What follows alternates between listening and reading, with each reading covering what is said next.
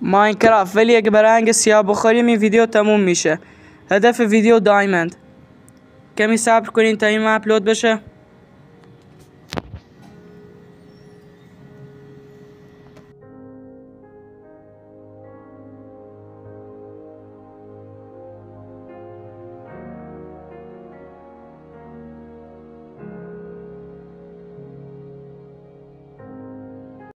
خب مپ لود شد، بریم کمی چوب بکنیم.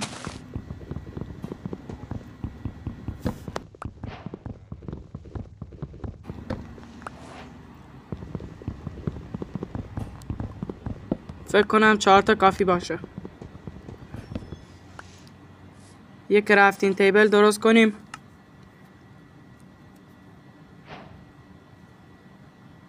با 8 تا استیک. خب باختیم، خداحافظ.